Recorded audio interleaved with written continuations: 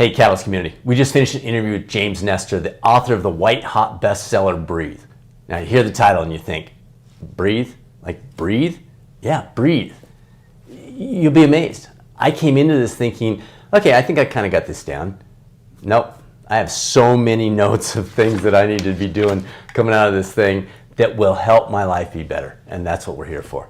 So dig in, enjoy it. As always, it's an advanced version of a podcast episode for the Catalyst Health, Wellness, and Performance Coaching podcast that'll hit in the next couple of weeks. But we want to get this out early to our subscribers here on the YouTube coaching channel.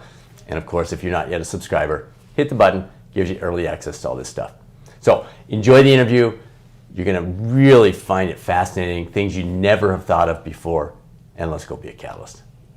Well, James Nestor, fun to have you here. We've been working on this a long time. Really excited about your book. Welcome to the show. Thanks a lot for having me. So, breathe. I mean, of all the concepts, it seems so basic, so simple, but it's not. Well, we'll dig into a lot more of that than any of us realize. But what started you down this path? Why did you start researching this essentially seemingly basic concept and then discovered so much more?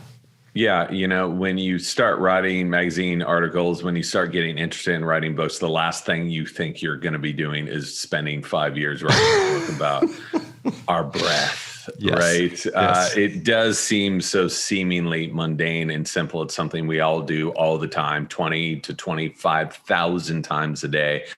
What could there be behind our breath? And it turns out a whole lot. I was as apprehensive as anyone else towards this subject. And my agent and my publisher said, this is a terrible idea for a book.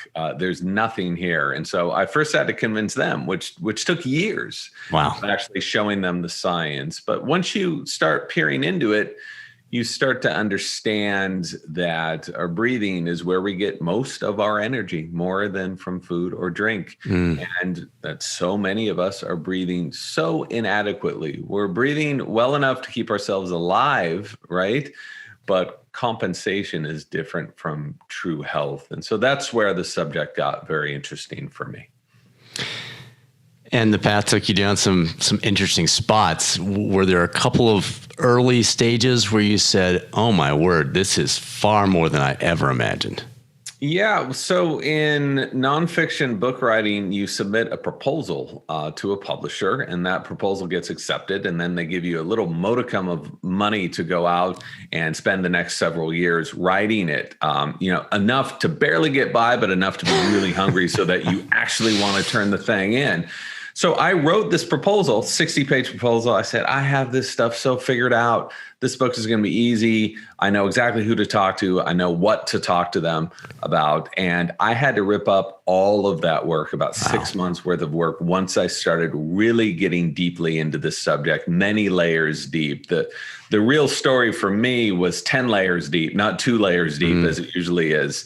And so, there wasn't one thing in particular. It was everything. I kept turning up these different stories, which didn't make any sense to me. And then they would check out, then they were reported by top researchers in the field at top institutions. So the science was there. It's just nobody was talking about it. Well, and I want to keep our focus on that because I think a lot of folks in the health and wellness area tend to chase the fads, unfortunately. So I love the fact that you're saying, wait, we're bringing the science in here. Now, at the core of your findings is the difference between mouth and nose breathing. Let's start there. Why is the difference so important? How does it influence our health, our energy, and other important elements that you discovered? Well, if you look at any animal in the wild, 5,400 different mammals, they are obligate nasal breathers. Dogs will breathe through their mouth when they are thermoregulating, when they are offloading heat. So will some other animals, but for the rest of the time, they are going to be habitually breathing through their noses. Humans are the only mammals who habitually breathe through our mouths. And about 25 to 50% of the population does this. So you may be thinking, who cares? We can get air through our mouths or through our noses. Why does it matter? But until you start understanding our anatomy and how breathing works and how all of these ornate, fantastic structures in the nose condition air and treat it and filter it, you realize that breathing through the mouth is just causing so much damage to our bodies. This is not controversial stuff. Any rhinologist will tell you the same thing. This is freely available in so many biology books, but so few of us realize it. And I think that so many of us are really keeping ourselves in a state of ill health because of the pathway through which we breathe air. And you've got the listeners on the edge right now because they're going, wait, what did he say? Like, seriously, is there a difference between, give us a little bit more. I mean, we'll dive a lot deeper on some of these things, but mouth breathing is causing poor health for me? Not only is it causing poor health, but it is changing the structure of your face. Okay. This is so common that researchers have a name for it. They call it adenoid face. When kids get inflamed adenoids, they start breathing through their mouth because they have trouble breathing through their noses. And so they hold this posture all day long, breathing through their mouths, and their faces will grow longer because of this. Wow. And there is some proof that they will become have more crooked teeth because of this. And so it's not too much of a leap of logic to think that the posture in which you're holding your face is going to be affecting how your face is going to look in the future. And this is known stuff. So beyond the physical part of it, how that air comes in and out of our bodies 20,000, 25,000 times a day makes a difference. Whether you filter it, okay, whether you heat it, whether you pressurize it, of course it does. So again, no one's going to argue with this who has studied this. And yet so few of us realize that this is having such a powerful effect on our ability to think and our ability to actually be healthy. I grew up in the age where braces were just automated. It was just, of course, you're 8 years old, 12 years old, you're getting braces. I had them twice, so you feel sorry for me already. But is that a result of mouth breathing? Is it a cause, a catalyst of more mouth breathing? Is there any connection between the almost automated braces that we've been going through in the last, 50 years and what you're seeing? Well, we can't do a randomized double-blind trial of that. That would be pretty cruel to do. Yeah, we definitely know we have braces. But what you can do is to look at the research that is already there and to look at what happens with kids if you look at a pair of twins or a pair of kids in the same family and one gets allergies early on, becomes a mouth breather. And they've done a bunch of these studies. And then you can look at the impact that has on the mouth and the mouth's ability to grow. So there's been a lot of empirical studies. There have not been the scientific double-blind studies there.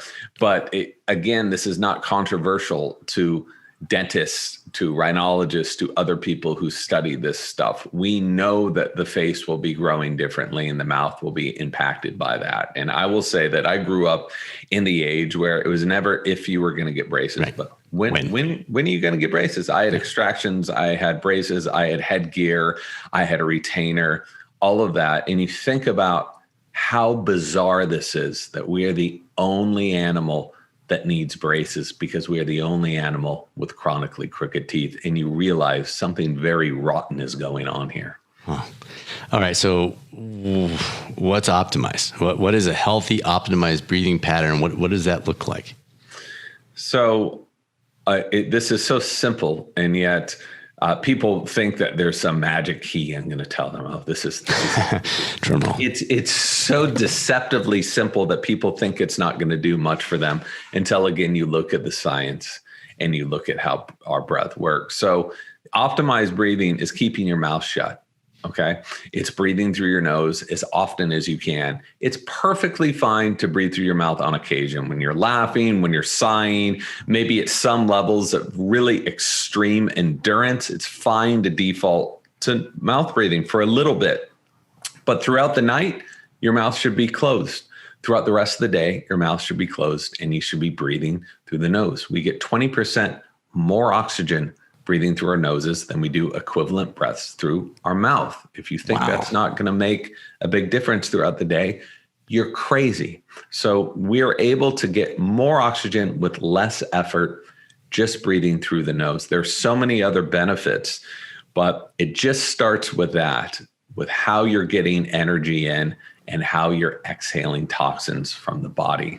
And the nasal passage is by far superior across the board in all of those functions.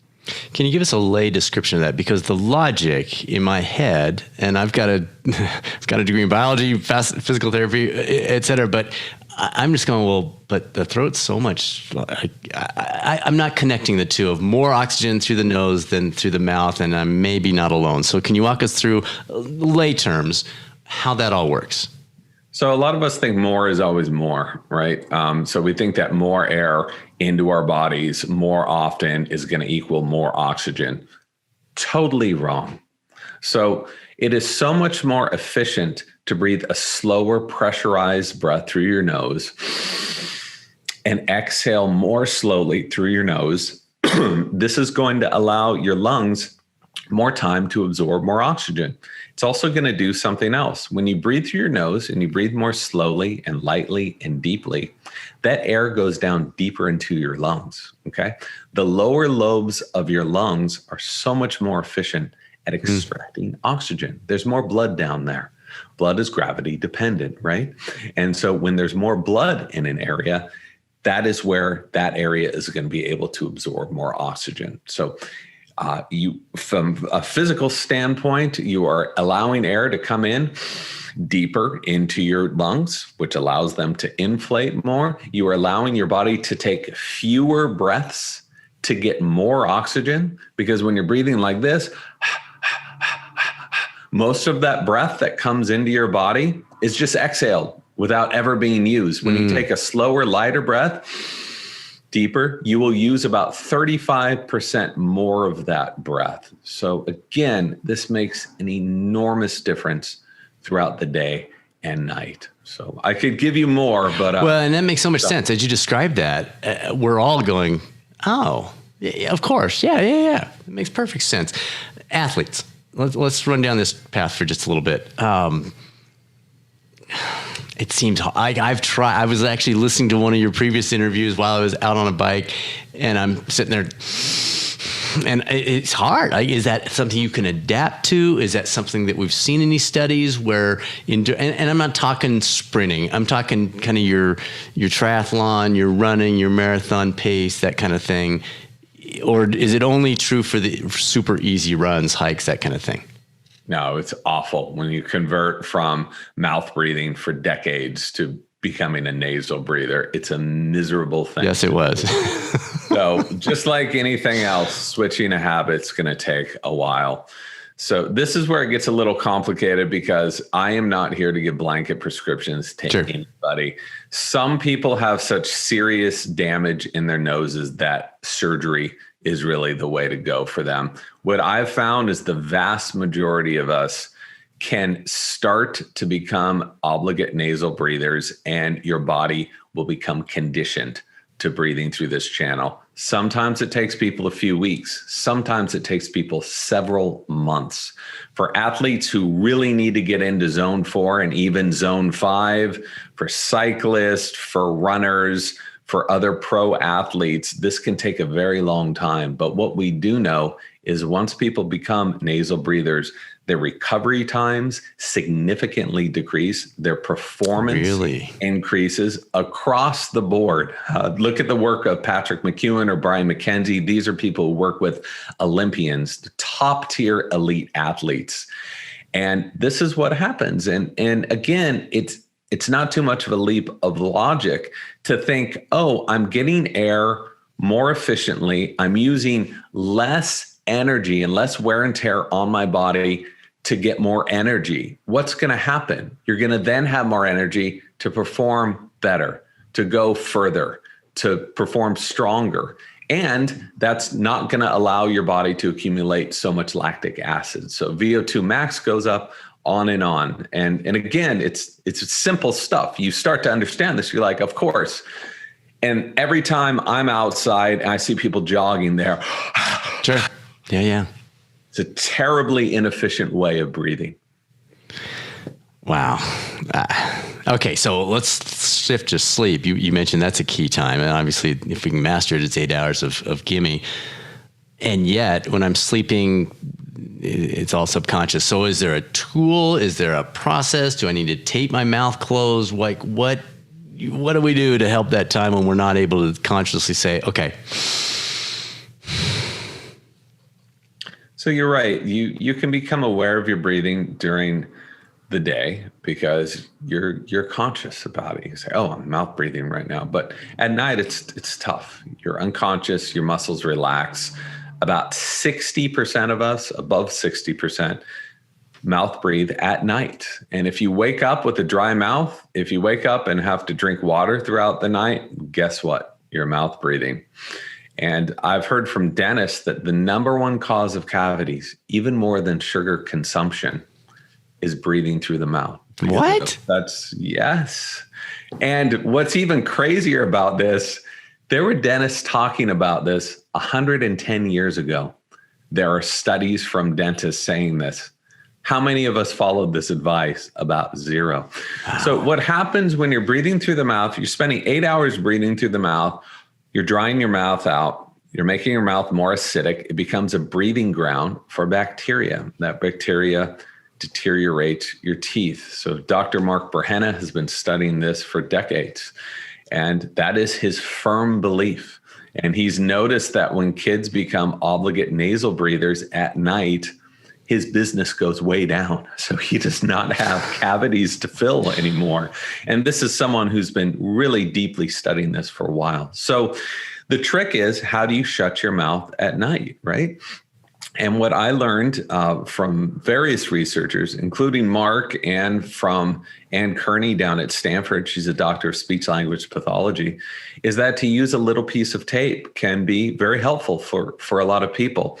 This allows you just to train yourself to keep your mouth shut. This isn't about hermetically sealing your lips shut, right? This is about just training yourself to keep your mouth shut. And this has had such an enormous impact on my sleep quality. And this is the one thing I've heard more from people than anyone else. Thousands of letters from people saying, my sleep quality is now off the charts by doing the most simple thing, by shutting my mouth at night. So my wife's going to start looking at me strange because I already used the nasal strips. So now she's going to see me here. This could get a little strange. Well, tell me about it. You know, my wife has been ripping on me for all this stuff, all the little experiments I've been doing. But, you know, what you want to do is get to a point where you don't need to use these training wheels. The nasal strips, Breathe Right strips are great. Nasal dilators are great. Sleep tape is great. Do you want to do this forever? No. What you want to do is to create a habit so your body automatically defaults to breathing this way. Unfortunately for me, I do not have the jaw structure to do this. So I've been using tape for more than a couple of years. Whenever I don't use the tape, that's what happens. So other people, they just need that reminder and then they do it automatically. I'm not one of those people. Should people just Google sleep lip tape? I mean, is there any brand they should look for? We can help them out here. No, don't go on YouTube because you're going to see a bunch of craziness with like using 13 pieces of tape to create a goatee and all of this garbage. I did an interview with Dr. Mark Berhenna where we talk about different sleep taping. That's for free on my website. You can check it out. It's also on Instagram. I've done it a few times. But this is the technology, everybody. Brace yourself. You get a piece of micropore tape, which is a surgical tape, which has a very easy and light adhesive on it. You use whatever brand you want. Who cares? You take a little piece about the size of a postage stamp, place it at the center of your lips. Okay. That's it. It's not too tough. It's going to be miserable the first week. You're going to wake up. It's going to be on your forehead. You're going to say, I can't do this. Give it time. And again, this is the one thing that I have heard more from readers than anybody else is how a little piece of tape has allowed them to celebrate in such benefits, not only in their sleep quality, but allowing their noses to help open up as well. Wow. All right. We should cut this off now and I'll go get that tape. So how has this happened? What, if this is so important, what's led to this pattern of mouth breathing across all of us? Well, a number of things have happened. It's been sort of a perfect storm of respiratory disasters. And the first of which is our anatomy has changed. So over the past few hundred years, our mouths have grown smaller and our faces have grown longer and our sinus passages have plugged up. And a lot of people may be thinking, well, that doesn't make sense. That's not how evolution works. But if you understand how evolution actually works, evolution means change over time. And so life forms don't have to always change for the better. They can change for the worse. Look at the human species right now. How many people have diabetes? How many people have heart disease? How many people have asthma, rhinitis, sinusitis, on and on? Problems we did not have 100 years ago or 200 years ago. So this was a pretty chilling thing for me to learn about, because that's not how I was taught how evolution worked. I was taught it meant Darwinism, survival of the fittest. Right. All wrong. We get better. Yeah. All wrong. And go outside and look, 60% of the population is overweight, 40% is obese. None of these traits are allowing us to become stronger or better or live longer. Okay. It's evolution is changing us. Our environment is changing us. So our environment started changing us in profound ways a couple hundred years ago with the advent of industrialized foods, and our mouths shrank so much so that our teeth no longer fit. That's why they're crooked. So, and that's one of the main reasons why so many of us have chronic breathing problems. We have a smaller airway. And add to that tight-fitting clothes, add to that sitting down all day in front of Zoom or a typewriter or a machine, where even if I wanted to breathe a healthy breath air, it's really hard. I have to really think about that. And you've got a whole species that is completely divorced from breathing, from our most basic biological function. And again, don't take my word for it. Go outside, look in the mirror, and then look at the science and look at your ancient ancestors. Look at their teeth. They were all perfect. Look at our teeth. They're all messed up. Interesting. All right. So obviously you got our attention beyond that. How do we get started? We talk about sleeping piece, especially when it's so subconscious. We go through the day, you and I, as we're talking about, I can be concentrated. I'm doing a better job of keeping my mouth shut and using my nose as you're talking, but it's right here. How do we do that on an ongoing basis? How do people get started with this? How do we create that conscious competence in this area?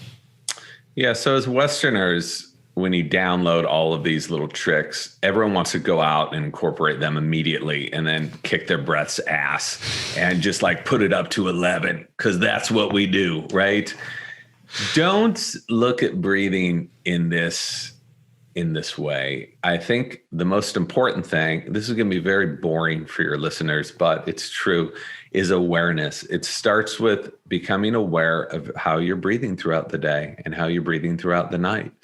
So if you notice you're one of those people who wake up with a dry mouth, you're mouth breathing at night. And most of us are mouth breathing at night.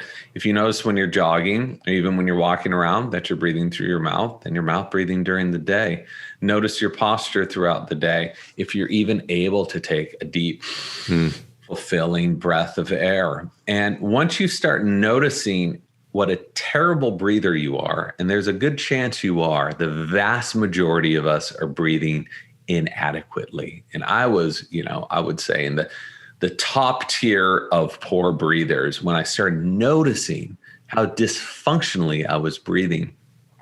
That's when you can start to change things. So don't go out and try to do all this stuff at once. Become aware over a few days or a few weeks, okay? After that, start trying to breathe a little slower, a little less, a little deeper. So fewer breaths, but deeper breaths. Try breathing at a rate of about 6 to 8 breaths per minute. You're going to feel what a difference that makes in your ability to think and in your circulation. And this is not a placebo effect. This is your body responding to getting energy in a more efficient way. After that, you can bump it up to your sleep tape. You can bump it up to figuring out how to nasal breathe in zone 4, which is very challenging. You can start doing some very vigorous pranayamas, a Wim Hof method, or whatever you want to do. But you have to start with that foundation and go into this slowly, because if you've been breathing inadequately or improperly for decades, this is going to be very jarring to your body, and you don't want it to be jarring. You want an easy transition. Now, outside of just forgetting, typical roadblocks, what are you hearing from people with the letters where they're saying, hey, you know what, I tried this and then I hit this roadblock? Any guidance there? Well, I think it's because so many of us are spending our entire days, work days, and a lot of our recreational hours in front of computers. And it's caused such poor breathing that there's a clinical name for it. It's called constant partial attention syndrome. And it's been studied for about 20 years by various researchers, including one close to my home in San Francisco, Dr. Margaret Chesney. And what this is when we sit down, when we see we've got 20 emails, everyone needs our attention. We need to get back to them. When we see that someone's calling us, we have a voicemail, we're late for a meeting, our breathing goes to hell. So we tend to hold our breath because that's what people do when we get scared. And then we tend to breathe too much. So we go from holding to holding again. And this can cause long-term and lasting damage on our bodies. Very similar to the damage that sleep apnea can cause. And people who have sleep apnea know what a serious problem is. Yeah. So what I've found is, when I was talking to Dr. Chesney about this, what I found was helpful for me, because my breathing was a disaster when I sat down in the morning to answer emails. I know because I was measuring it with various devices, is I would set little timers on my phone. You don't need any fancy app to do this, okay? Set timers that every 15 minutes, a little bell goes off. And that bell is like, okay, how am I breathing right now? Okay, I'm breathing through my mouth. I'm hunched over. I'm going to correct my breathing right now. Then another 15 minutes will go by and that bell will go off again. So this is how I was able to help myself work. Different people have different ways they want to do this. There are breathing apps that can train you to do it. They all work. I found a simple timer works just as well. Once you notice that your breathing is improving, then you can improve it a little more. You can wear some of that tape during the day. This seems, not during a Zoom meeting. Right? This seems insane, right? I'm going to tape my mouth up during the day. No, that makes sense. Yeah. But nothing is more pathetic than breathing through your mouth all day. Okay. Yeah. That's destroying your body. So when you're answering emails for half an hour, 40 minutes, put a little piece of tape on your mouth in the day. It's going to make that transition to wearing sleep tape at night so much more easy. It's, again, simple, but so effective. What are some things people can look for? People want feedback. What's a feedback mechanism? Or are there a couple things that maybe they can look for? You mentioned it influences your sleep, your energy levels, those types of things. Are there a couple of things that you say, watch for this? Because I think you're going to notice this is different after you've been doing this for 10 days or so. Absolutely. Look at your sleep data. If you went from becoming a mouth breather to a nasal breather, if you have an Oura Ring or a Whoop band or whatever wearable you want, I'm not endorsing any of them. Look at the change to your sleep and the quality of your sleep. That can tell you a lot. If you are a snorer or someone with sleep apnea, I'm not saying this is going to work for everyone with these conditions, but you can download an app. I like one called Snore Lab. They have a free version. Again, no one's paying me to say any of this stuff. I like that app because you place your phone by your bed and it records you throughout the night. And it gives you a graphic readout on if you were snoring. And then you can listen to yourself snoring or suffering from sleep apnea, right? You can watch if that improves, and chances are it will, because when you breathe through your nose, you create more pressure in your airway and you're breathing more slowly. It's pretty hard to snore. You can still do it when you're breathing through your nose slowly, right? But when you're breathing through your mouth, very quickly, it's much easier to snore in this way. I want to be very clear. This isn't going to fix everything for everyone, but it's free. Okay. And there are only benefits associated with it. I have heard from literally hundreds and hundreds of people that they are no longer snoring since they've taped their mouths. And this is actually being studied right now with a huge study at Stanford looking at sleep apnea and snoring and mouth breathing versus nasal breathing. So there needs to be more science that comes out with this stuff, but just anecdotally, empirical studies have shown that this can make a big difference for some people with these conditions. This is powerful stuff. And again, when I'm going through all your data, it seems so simple, and yet I love this. You mentioned the app. Any other apps that they should tap into? The Snore Lab, I love that. I wrote it down for a friend of mine, but other suggestions on that front? There's dozens of apps, and it's pretty funny that since the book has come out, then dozens more have come out. Some of which have just lifted exactly what I've written, but such is life in the digital world. And they all work, But what's interesting is people were able to improve their breathing before iPhones and before apps, and you can do it with very simple methods. I don't want to tell someone what's the best way of improving their breathing. I want to show them how this is going to make an impact on their health, and then you can choose the pathway which works best for you. If you are curious about sleep apnea and how nasal breathing might be affecting your sleep apnea, or even if you're curious if you're holding your breath throughout the day, if you get migraines, if you have cold fingers, if you are exhausted throughout the day, these are signs that you could be breathing in a dysfunctional pattern. So I've found a pulse oximeter, wearing it throughout the day. They have these in a ring, and they also have them in a wrist with a watch. This was so important to show me how dysfunctionally I was breathing throughout the day. People want to do that. Those are a couple $100. I found it's a very helpful tool to show me throughout the night when I was in the Stanford experiment, how I was suffering from sleep apnea, how I was holding my breath for 10 or 20 seconds at a time and then breathing too much. So those are good tools.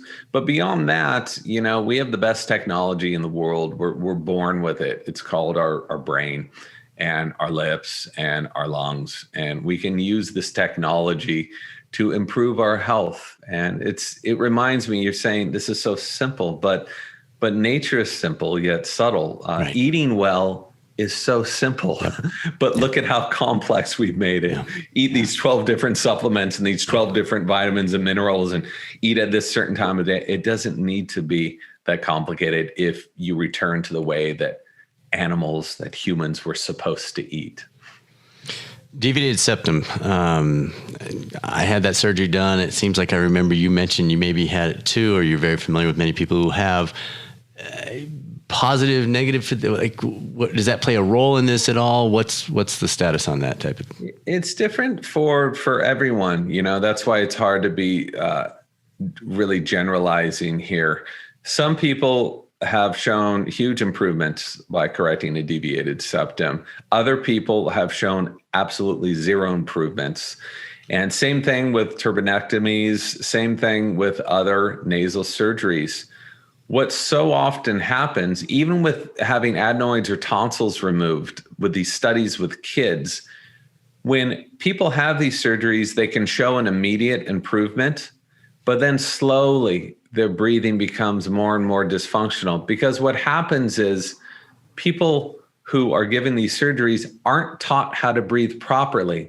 So these kids who have their tonsils or adenoids removed are able to breathe through their noses, but then after a year or two, they become obligate mouth breathers because they were never taught to shut their mouths at night or during the day or while they're exercising.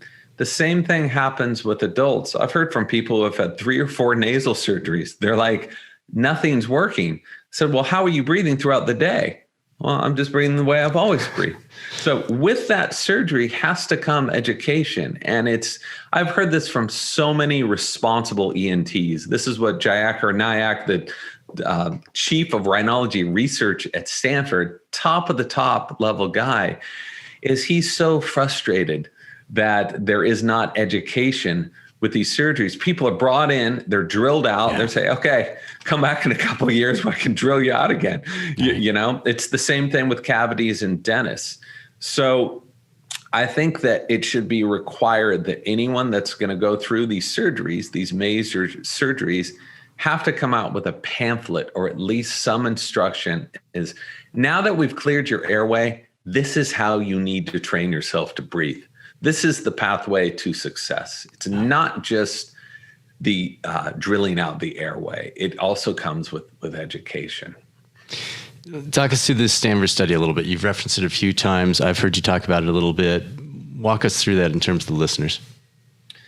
So I got to be pretty good friends with Jayakhar Nayak, and I was so happy he actually returned my call. This guy is like the leader in the field of rhinology and is doing so much amazing research looking at the difference between nasal breathing and mouth breathing and how effective certain surgeries or different procedures are. And what he has found is that a lot of people slated for surgery do not need surgery. They need to breathe better. They can use a neti pot. Sometimes they can use a low dose steroid to clear up their problems.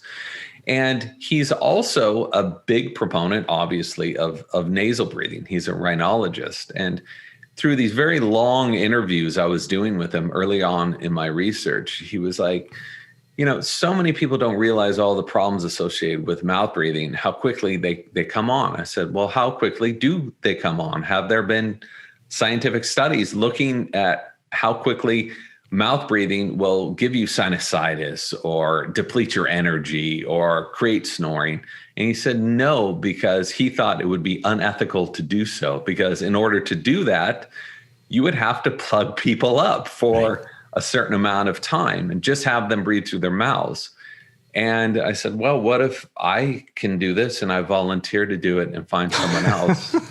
And he was laughing. He's like, you don't want to do this. I said, I don't. I would prefer if we could find someone else, but I knew I wasn't going to be able to find someone else. And I had no plans of doing this. I did not want to do this study. I really mean that.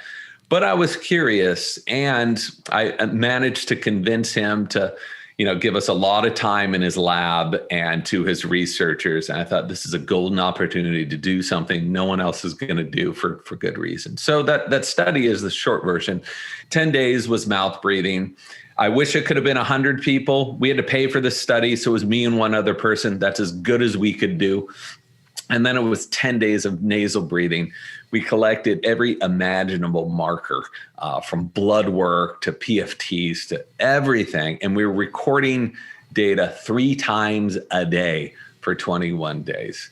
And the short answer to all of this was that mouth breathing was so much more damaging, so much more quickly than anyone would have ever believed. Just in that short period. Just within a day, my blood pressure was through the roof. I was snoring. I had sleep apnea. Within a single day, from not snoring at all to not having sleep apnea at all, same exact thing happened with the other subject. And what was interesting about this is we didn't prove anything with the subject with 2 people. We're not proving anything. Sure.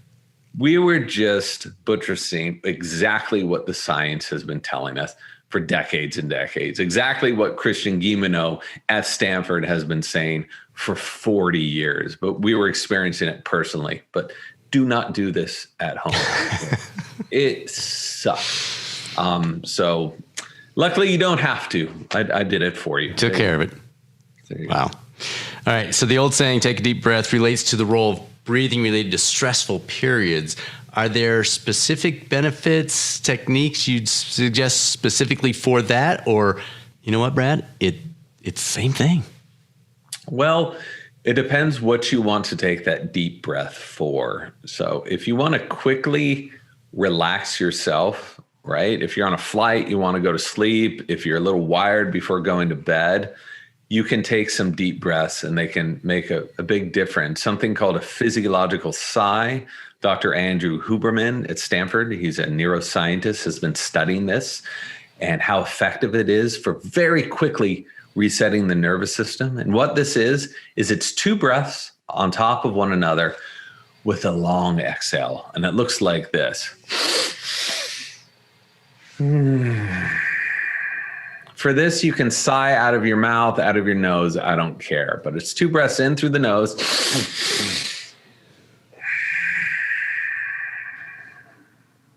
resets the body. And it's no coincidence why you see a lion or other animals or a dog go before they fall down to sleep. There's a whole subset of neurons in our brain responsible for sighing. When we breathe this way, we trigger those neurons, and that creates a cascading event of other reactions in the body to calm down. You can hear just doing that twice how much more chill I am. Try this at home, everyone. So for people with panic and anxiety, deep breaths are not a good idea. So whenever you hear people say, oh, just take a deep breath, totally wrong. These people should be breathing in a very controlled and slow way. But I don't want to confuse people. A big breath is different than a deep breath. So when I'm talking about it, if a deep breath is very slow and controlled, that's very nurturing. A big breath is a bad idea. These terms are a little confusing, and sorry if that was a little confusing earlier on. So if someone is about to have a panic attack, the last thing they should be doing is that's going to cause constriction in the throat, and it's going to exacerbate and speed up that attack. Same thing with asthma. You want to calm them down, breathe through the nose, breathe very slowly, breathe very lightly. They can breathe a little deep, that's fine, but the key here is slowly and lightly, about 5 breaths slowly and lightly with a long exhale, and then let them breathe normally again for about 30 seconds. Then do that same pattern. This is so much more effective than the old adage of just take a deep breath. Yeah. No. And this has been proven time and time again. Just training asthmatics and panic sufferers to breathe less and to get their CO2 up has been found to be the most effective intervention for these conditions. So this is something that is now being much more widely studied, but there are decades of clinical studies into this that have proved this. Wow. All right, I've got one more. I want to take a different path, but before we do, any additional tips for folks, things I haven't teed up with the questions that you're going, oh, Brad, there's this one thing, I got to say it. Any of that stuff that we haven't covered with that aspect? Yeah, and this is where breathing gets even more confusing. So I've been talking about taking these light, slow, deep, but not big breaths, okay? How effective that is for oxygenation, relaxing yourself. There are also big benefits to occasionally breathing way too much. And I know you're thinking this is the exact opposite of what I said. Occasionally breathing too much. So Wim Hof method, if you're familiar with his method, pranayama, Sudarshan Kriya, all of these methods have you overbreathe on purpose, specifically to stress yourself out in a very controlled, short amount of time. And they do this so you can compound your stress so that the rest of the day you'll be breathing through your nose in this very calm manner.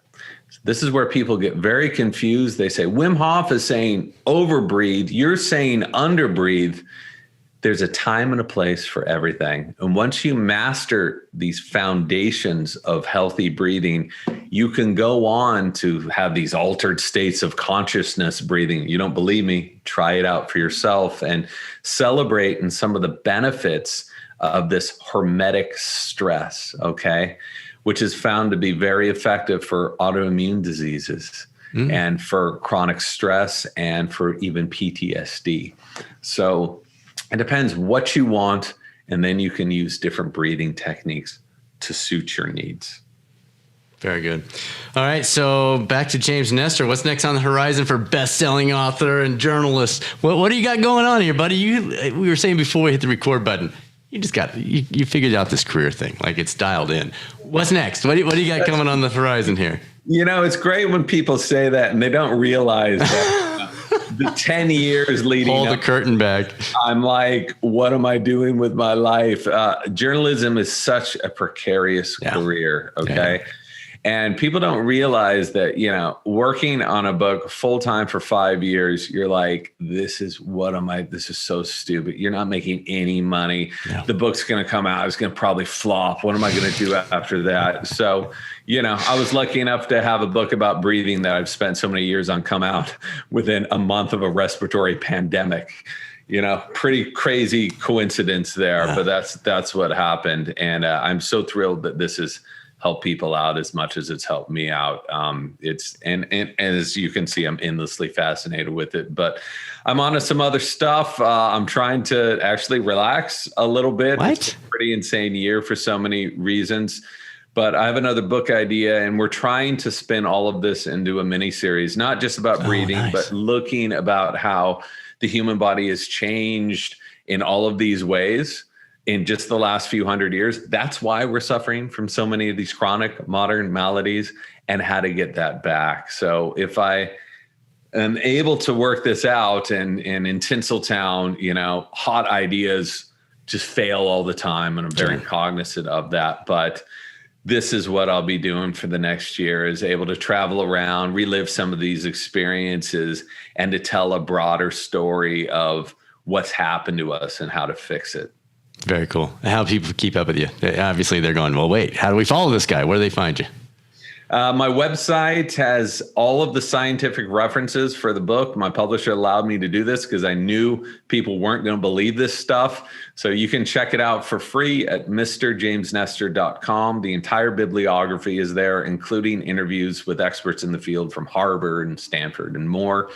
I'm trying to do this social media thing. I'm pretty bad at it. I hired someone to do this because I'm old and I can't stand it. But at Mr. James Nestor on Instagram, trying to get away from Facebook a bit. And just on Instagram, I'm trying to focus on just the science of this. So since the book has come out, so much new science has come out about breathing, which is so exciting. And that's how I'm trying to keep people updated. Again, all of that is for free. And I have interviews with experts in the field on occasion. Perfect. Oh, this was so good. Thank you for doing this. Really appreciate it. Thanks a lot for having me. It was a lot of fun.